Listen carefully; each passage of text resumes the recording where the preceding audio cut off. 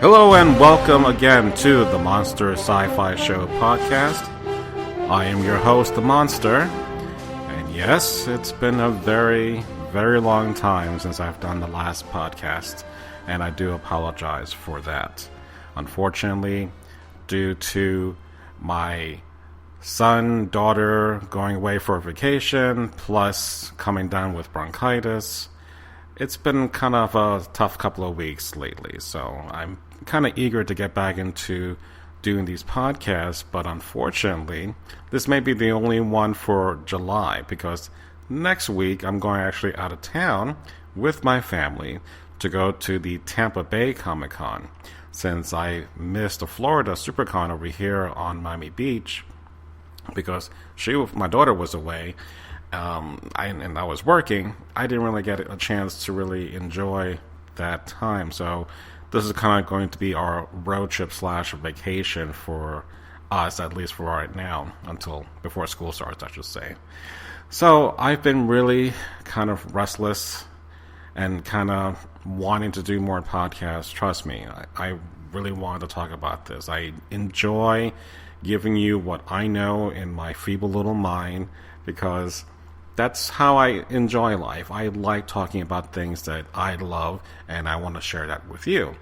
But unfortunately, time restriction has been hard. My co-host, Mr. Gene, also has problems with his time because, he is taking care of his father, and he has lots of responsibilities with that. So I will do my best to go on, and hopefully things will get better for both of us, that we can do more podcasts in the future. So the big three that I'm going to be talking about, news items, it's going to be Arrow on season 4, some casting news on that. Something that came out, I think, this week about Sigourney Weaver and the issue she had about the Alien franchise. And lastly, I'm going to talk about Pixel. Not so much that I've gone to see Pixel, but I want to talk about the backlash that's going on about Pixel the movie, or Pixels, I should say, not Pixel, not singular. Alright, so let's begin with Arrow. So we know now that Arrow Season 4 is to go, and they're currently filming right now. The start date, or the first season, or the first episode of Season 4, will be Wednesday, October 7th.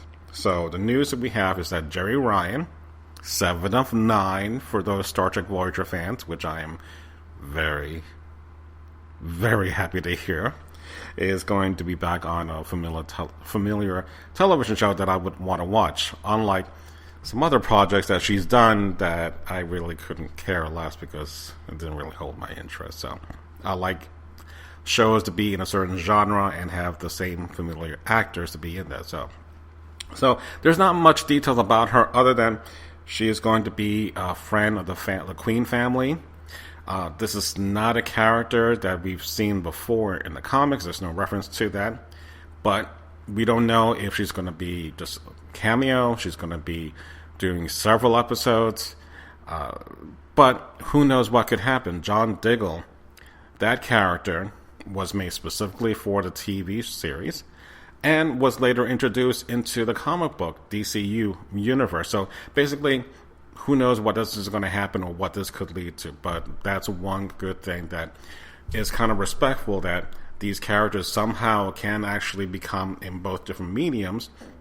And that's great, because if you want to continue the storyline or continue with the characters, you don't have to wait for new episodes to find out what's going on. The second, not so much the casting news, but a character, or two of them, in fact, is going to be joining. The first one is a character named Mr. Terrific. I know this is a DC character. I know he has his jacket that has fair play written on one side of his arm, and he has like a T across his face and down his nose and mouth that it's darkened. But I really don't know much about him, and I was trying to look on Wikipedia to find out what is it that he can do, or some information, because I still don't know. I'm vague on this character.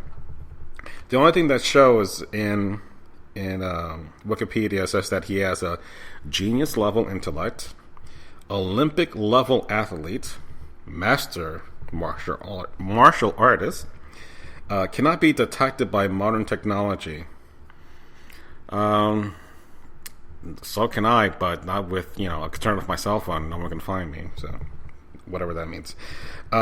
Extensive nanotechnology in mask and costume for a variety of sensory, communication, and database retrieval functions. And lastly, he has something called T-spheres that function as a computer, holographic projection unit, projectile weapon, and numerous other uses. So again, okay, I don't know what extent they're going to be using that character for the Arrow, but we'll see what happens. I mean, it's kind of, again, I don't know that much about it. If you do, please clue me in. If you like Mr. Terrific, well, what's terrific about Mr. Terrific? Let me know. I'm curious because I like to learn things, and this is one of them. The other one, his name is Anarchy. It's not spelled the exact same way as it should be, but it's spelled Anarky, Anarchy. So this guy, his ability is that he's a child prodigy, cunning tactician, as opposed to a cunning linguist. He is a weapon and tool improvisation.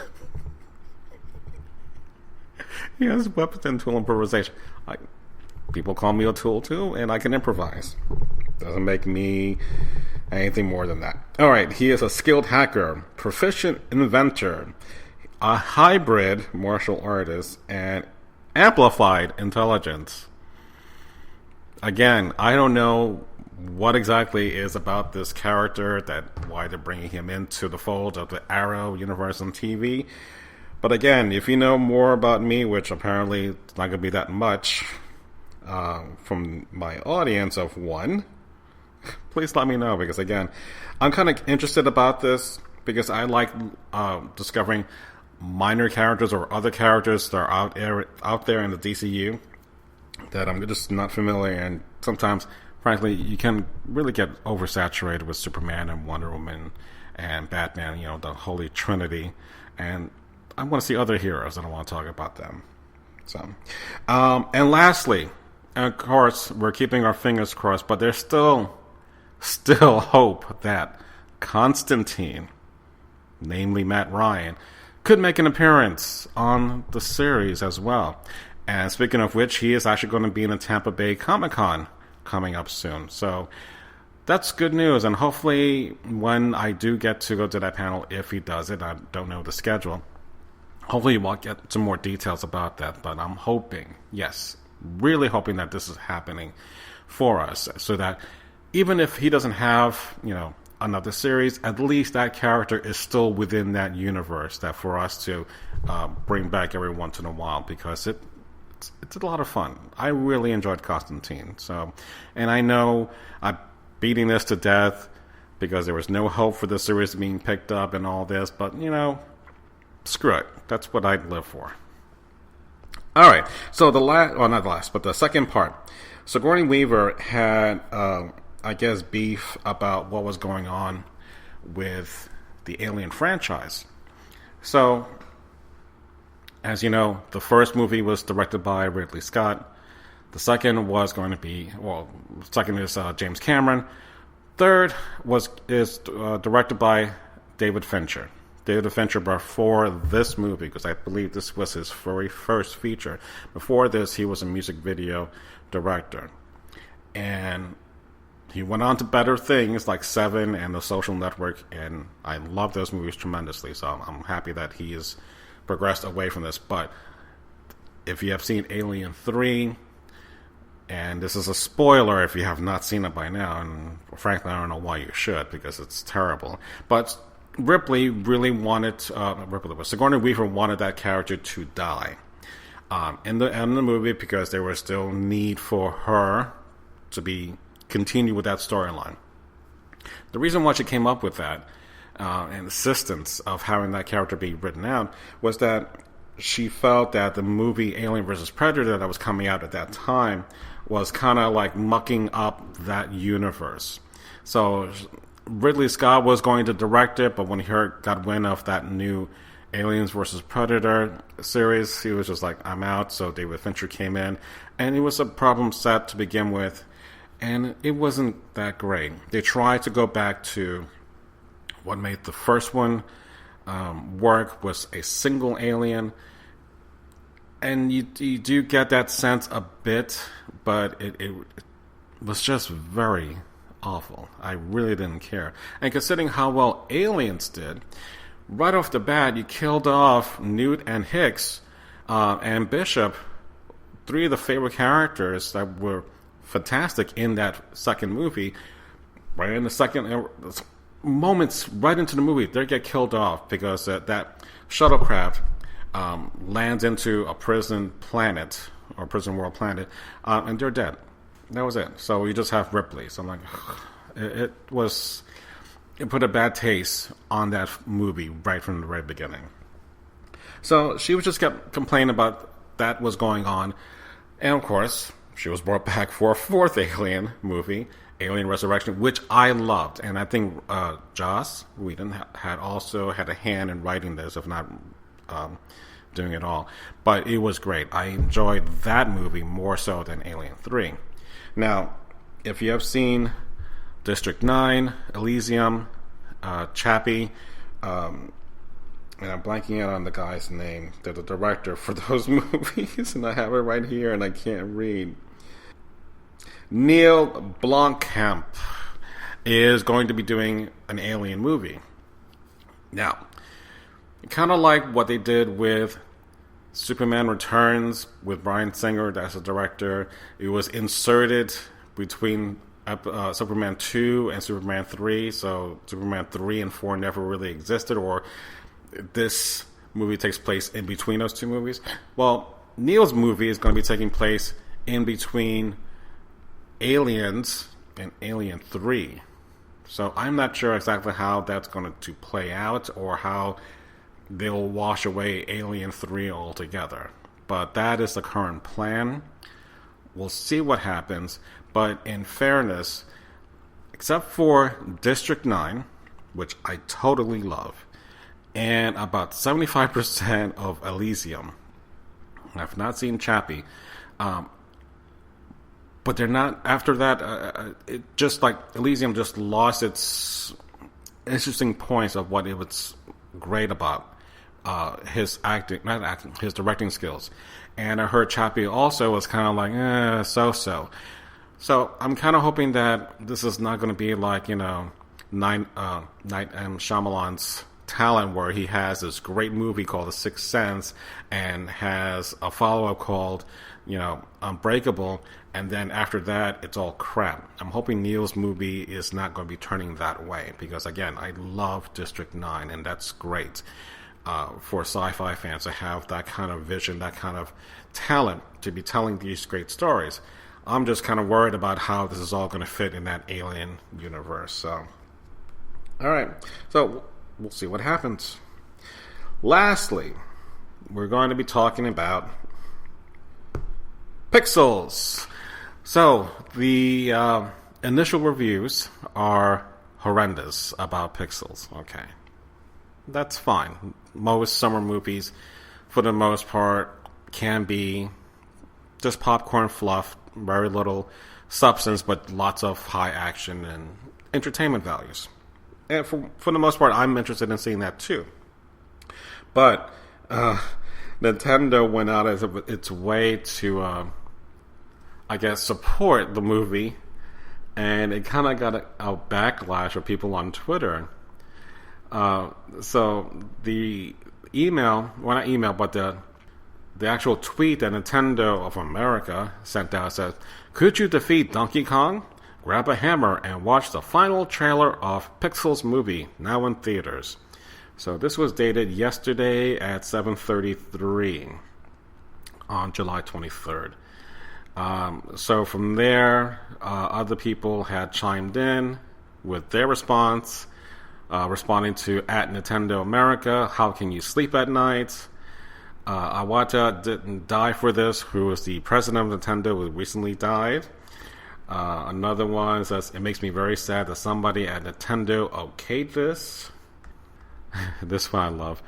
You're supposed to be the chosen one at Nintendo America.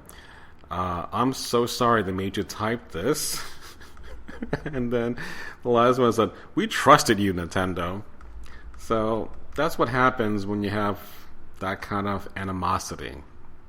Now, for all intents and purposes, it may just be that they just hate the fact that Adam Sandler is in this movie. So, for all its good parts, it's overshadowed because people just don't like Adam Sandler. Now, that's fine and dandy. I, for the most part, enjoy some of his movies. Not all, some.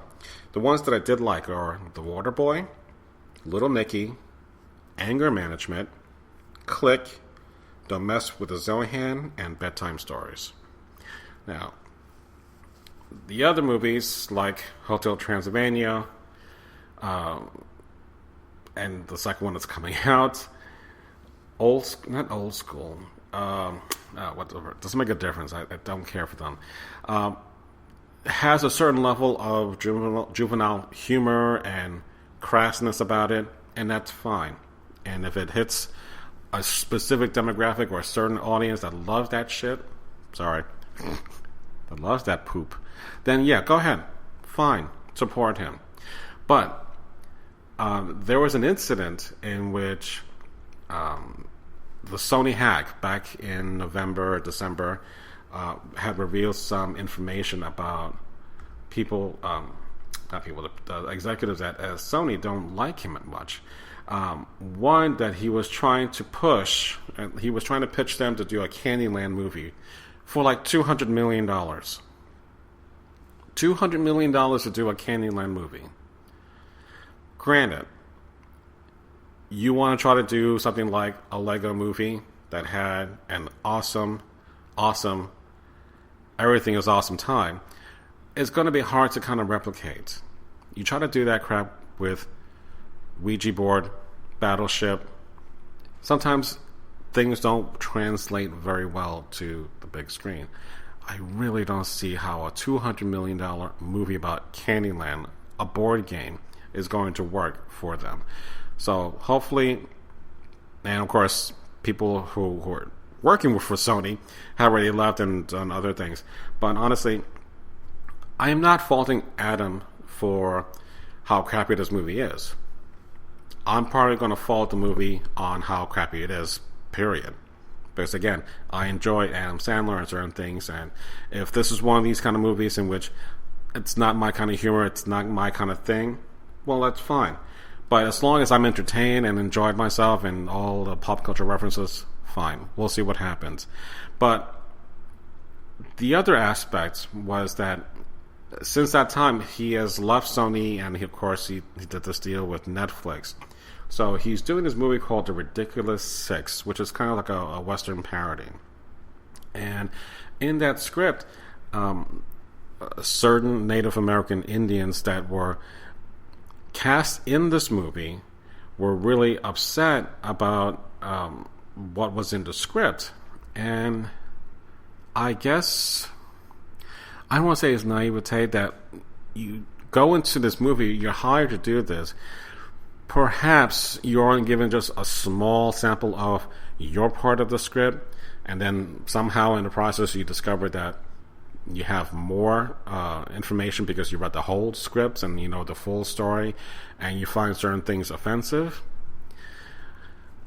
I can understand their point in which they feel they have to walk off the set because they felt that they were not being treated correctly, that there should not be the focus or the butt of jokes as opposed to being part of the jokes. I can see their point. Now, for example, the Blazing Saddles comedy, which came out in the 70s, early 70s with Mel Brooks, you can never, ever make a movie like that ever again, because the amount of usage of the N-word is so interlaced into that storyline and is critical for the laughs that you can get away with it at that time because we were, I guess, I don't want to say less tolerant, but you were accepting of a lot of things that were just said and done. I don't think that is the case here, but who knows if this is what's going to happen, that we can't use that kind of humor that was back then, today, or even in the future. It's fair to say that we should be more respectful of people and their cultures and their races and their beliefs, but this is his movie, okay? And I'm not defending his action, but you have every right to not watch it. Don't support it. You don't want to see this movie, especially now it's going to be on Netflix, then you tell Netflix, I don't want to see this movie, or you can cancel my membership. That's how you get the word across. Yeah, you can protest while you're making this movie, but you were hired at that time to portray whatever characters were in the script. And if you don't know Adam Sandler's humor, that's what he does. So, the lesson in all this, I don't blame Adam Sandler as much as I blame the studios for enabling him. So, he makes movies, he becomes a certain personality that they have to handle in a certain way, but basically they created their own monster. So, he has definitely, at least for right now, he has some clout because, you know, he's Adam Sandler. He makes movies. And he keeps making movies. So, you don't like him, don't watch him. Alright. Well, that ends, unfortunately, my podcast because that's all I'm going to be talking about. So, again, I do apologize. I really want to do more podcasting. And I'm hoping that by come August, when the kids go back to school, I'll be able to do more things and be free once more to be geeky 24/7. So, find me on Twitter with the Monster Sci-Fi handle, with the Scifi handle, I should say, SYFY. You can email me at the monsterscifishow@gmail.com. You can also find the Monster Sci-Fi Show page on Facebook. So, please, someone, if you're listening to this right now, email me. Give me a comment. Good or bad, I don't care. Please say that, hey, squirrel. I'm just looking out the window of my second floor balcony because I'm recording at work. So, unfortunately, time to get something to eat before I go back to work. Squirrel. Alright, so I will talk to you guys soon, and hopefully Mr. G and I will be back soon, as well as other guests in the future. Take care, everyone. Good night.